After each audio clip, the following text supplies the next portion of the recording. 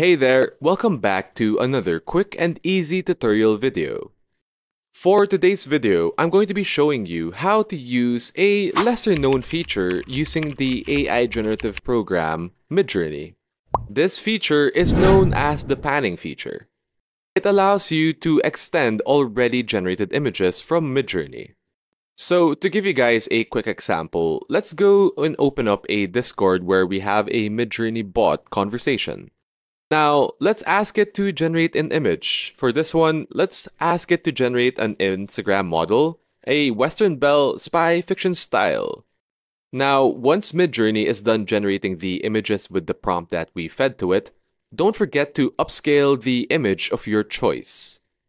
Now, once you have the upscaled image that we generated, as you can see, there are a bunch of buttons underneath the image that we can select from. The arrows are actually the option to choose when you want to pan or extend the generated image.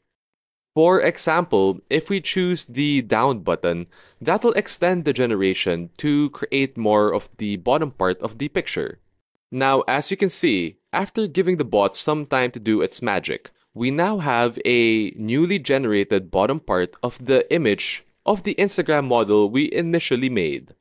Don't forget to also upscale the new image so you can really see it in all its proper fidelity. Now, another way of using the panning extension feature of Midjourney is also by opening your settings on the Midjourney bot and selecting Remix Mode. By enabling Remix Mode, we can also issue another prompt in addition to extending the image.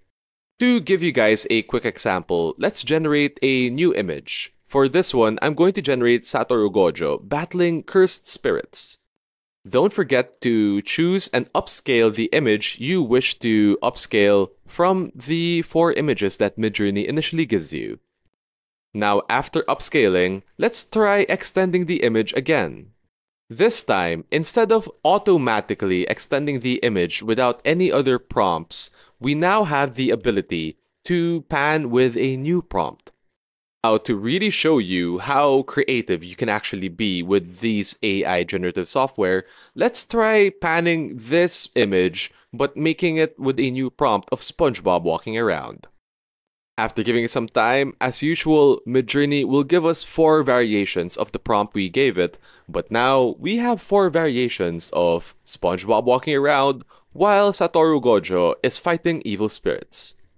So as you can see, using the panning feature isn't quite as complicated as you might think and is really only limited by your imagination and creativity.